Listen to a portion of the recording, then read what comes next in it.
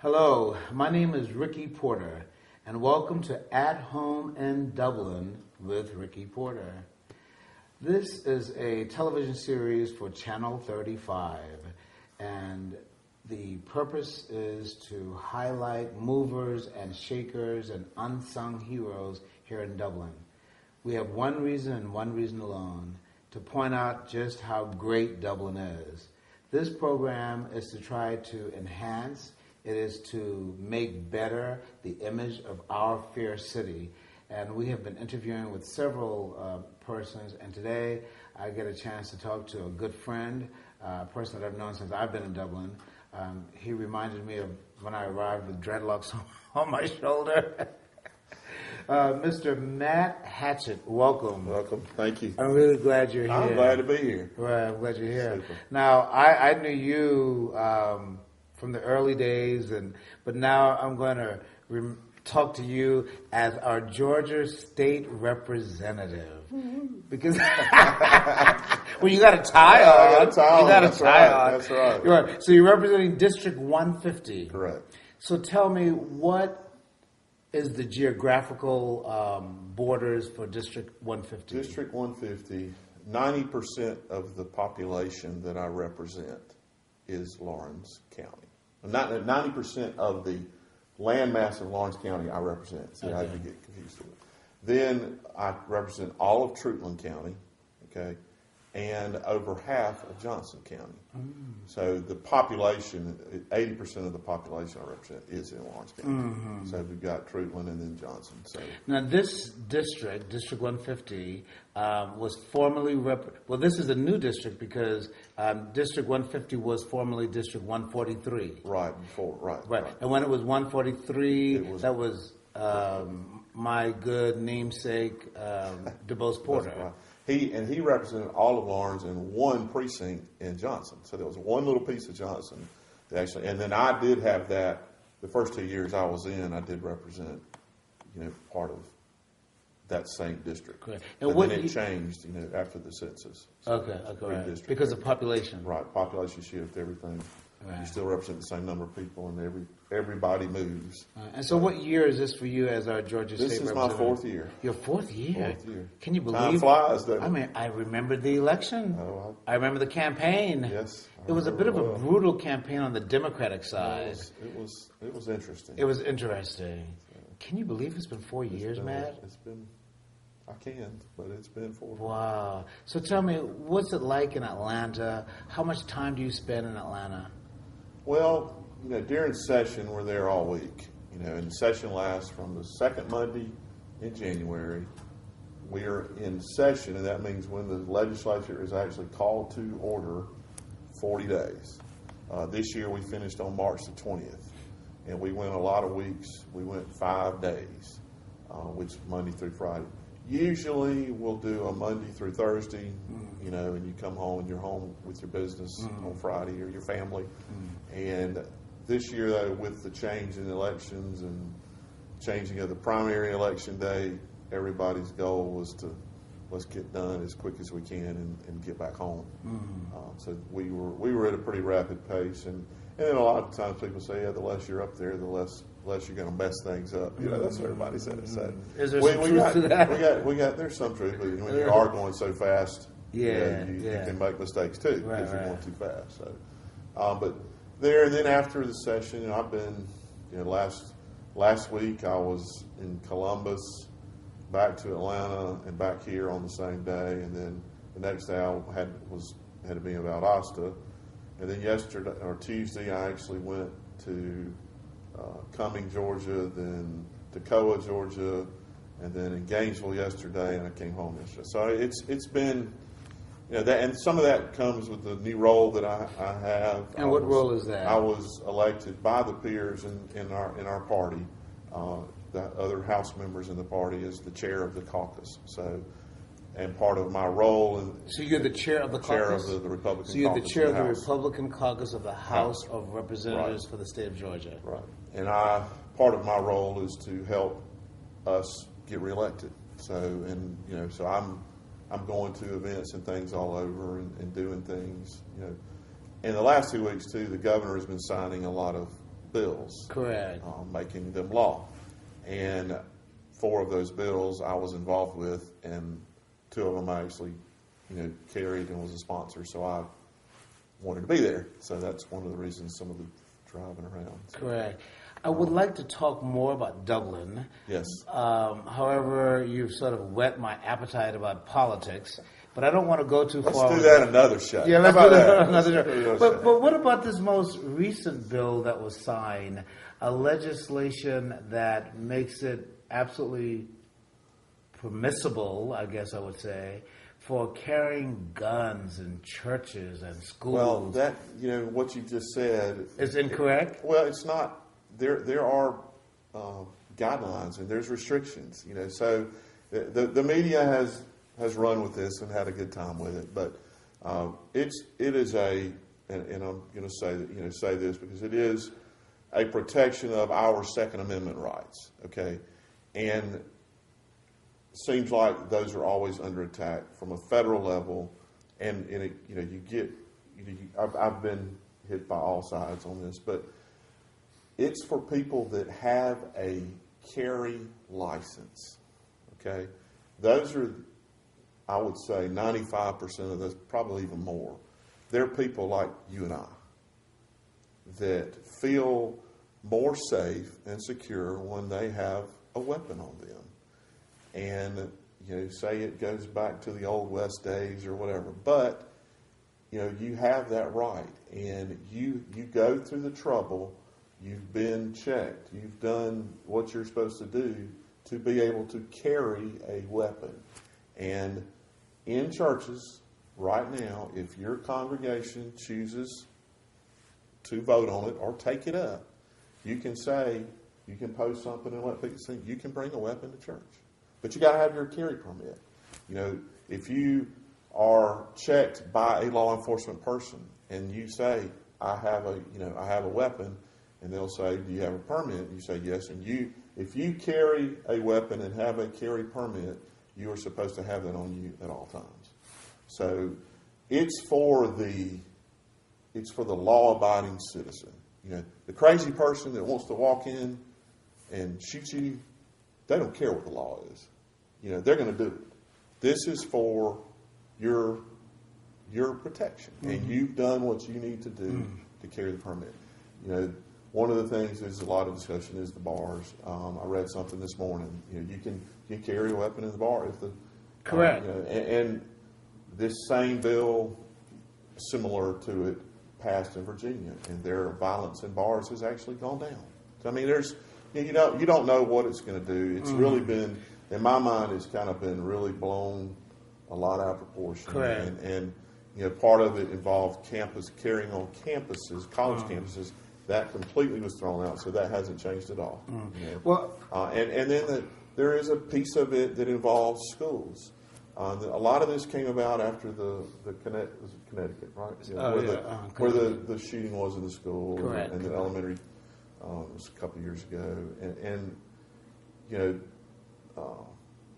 it will allow a trained person, if the school systems want to have a weapon in the schools. Right now, most of our schools in Lawrence County have an officer of the law there, right. which is, I think they are carrying. I'm not even positive, right. but well, we will have another opportunity to discuss more politics. It's a very complex issue. Yes, I think politics itself is a very complex issue, particularly when you're speaking about politics in the context of history, politics in the sense of regional understandings, and I look forward to having that conversation with you. And I'd like to tell people that particular bill is for the good guys. There's no and I am comfortable with saying that. Okay. So, we're going to leave that alone. Okay. But we are going to come back about to Dublin. Let's talk about Dublin and Lawrence County.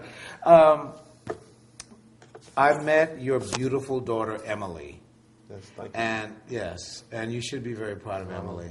I'm proud of both of my daughters. Well, what's your other daughter's name? Cammie. Yeah, okay. I'm not as familiar with Cammie. She's a freshman in high school. But I met Emily as a result of attending the Junior Miss Distinguished Young Women's competition. Right. And a couple of weeks ago, I interviewed Miss Garner Gay, who was a recipient a few weeks ago, this past year.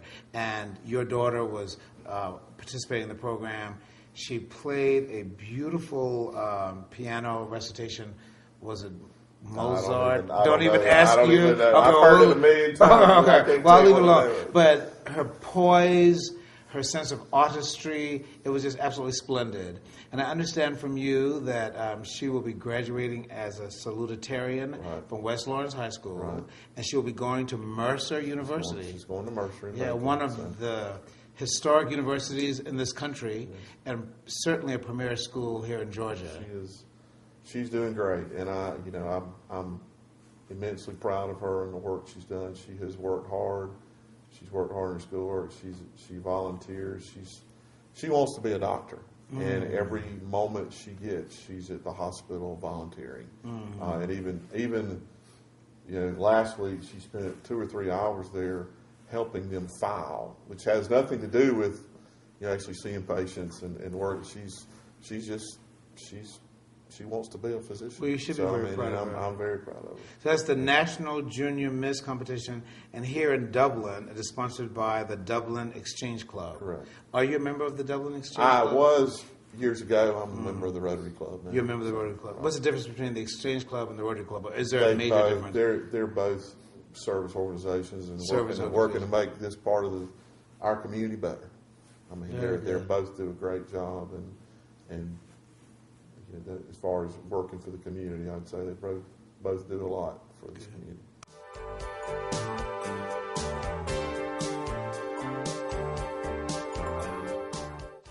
I've had a great opportunity working with Channel 35, producing these programs, talking to guests about Dublin in terms of opportunities to make Dublin a better place, affirming what we like about Dublin.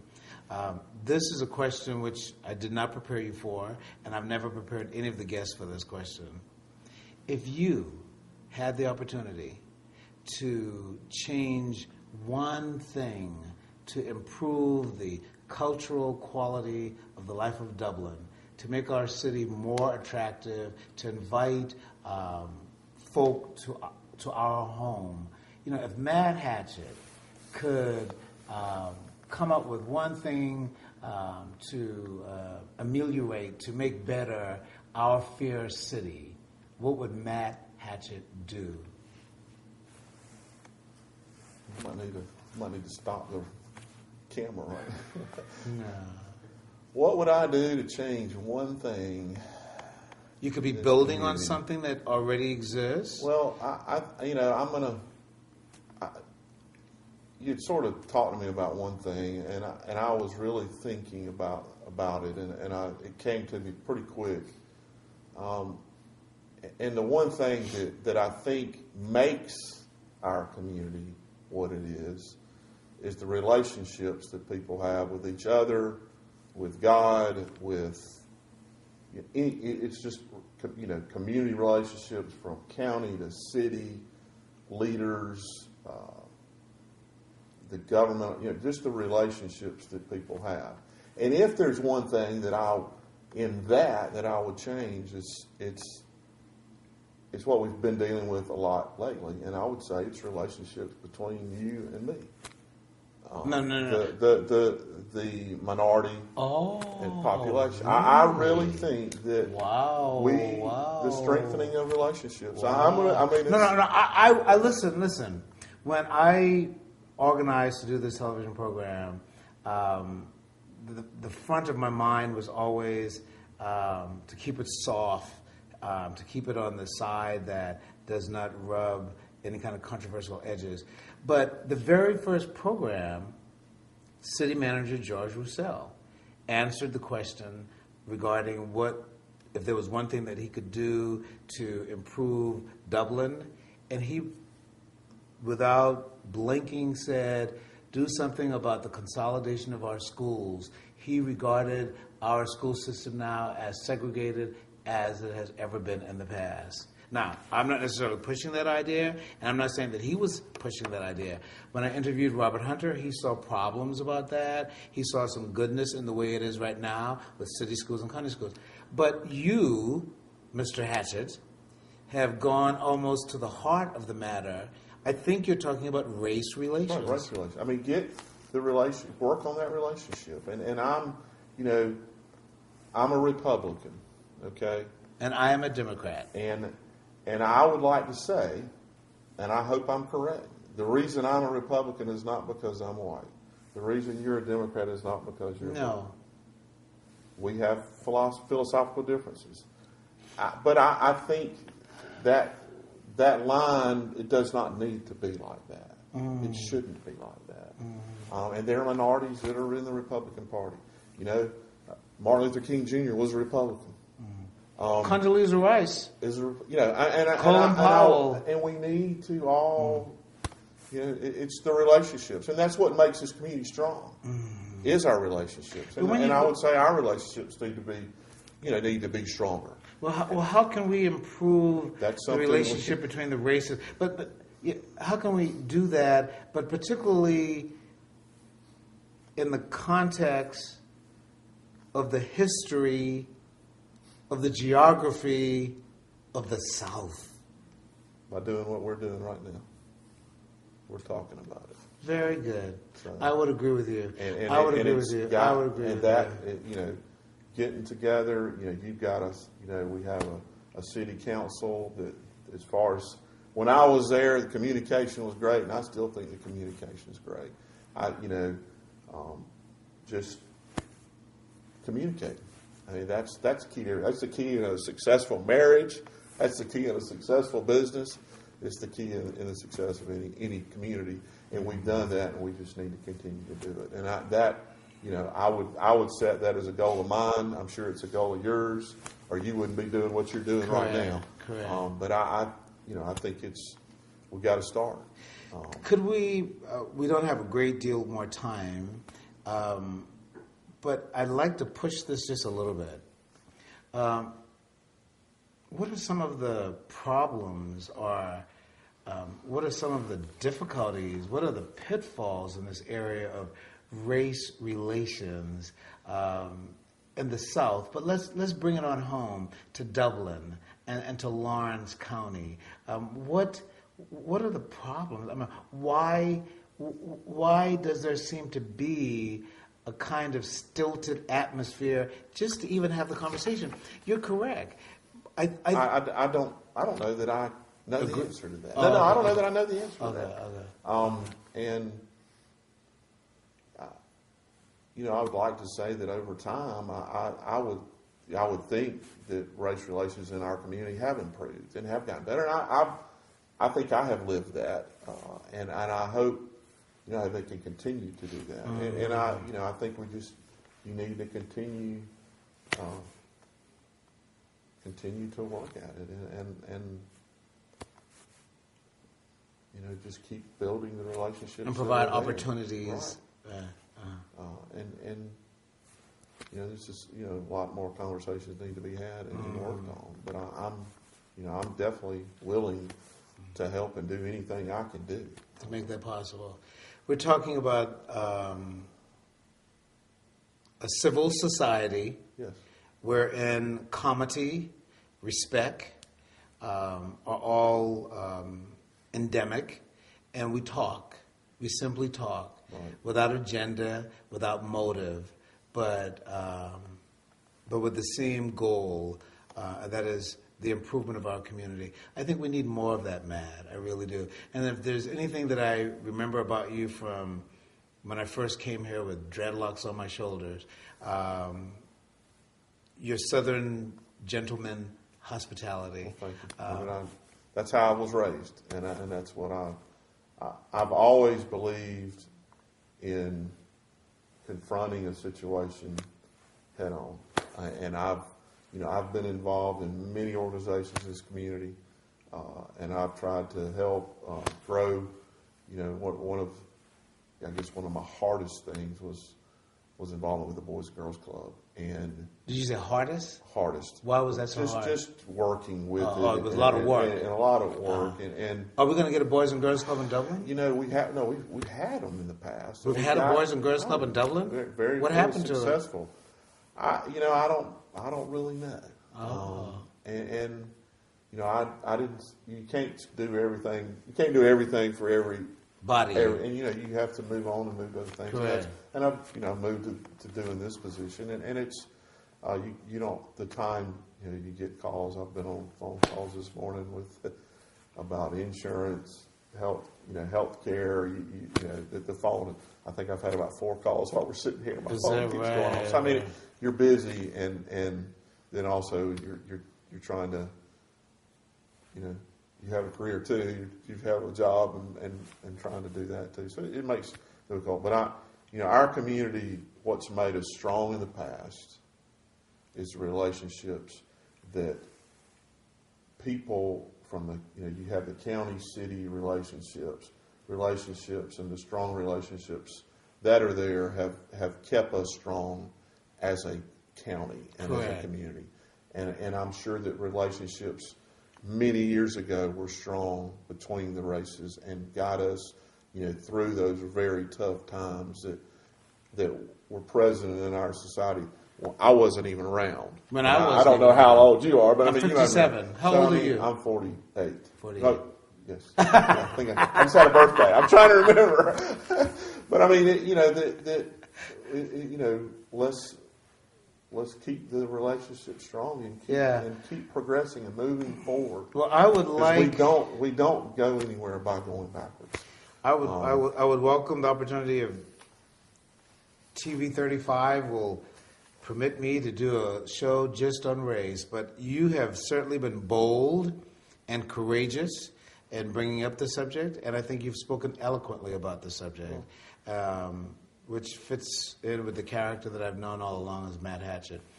We only have a moment or two left. I'd like for you to wish us well. Now, ordinarily, you're a casual guy.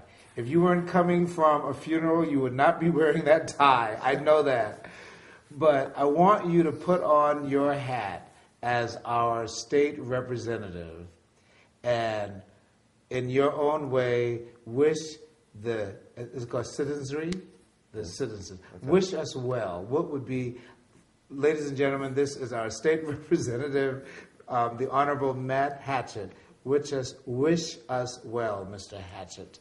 Well, I wish this community well every day, all the time. I mean, for our community to continue doing what it's doing right in working together, working through difficult situations and making our community even stronger by doing that and helping each other. I tell everybody I don't tell everybody. People ask me, so what's the best thing about your state representative job?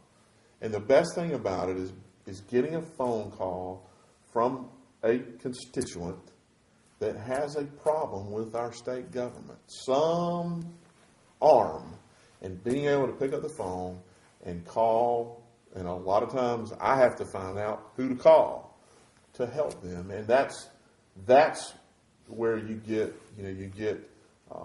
the good feeling about what you do when you're able to help somebody, and you can't help them all, but when you do, usually it's just a little roadblock they've run into, and sometimes you might need to get them to move the piece of paper from the 100th and the bottom to the top, and being able to do that and to help them, that's, the reward that you get out of this job. So excellent.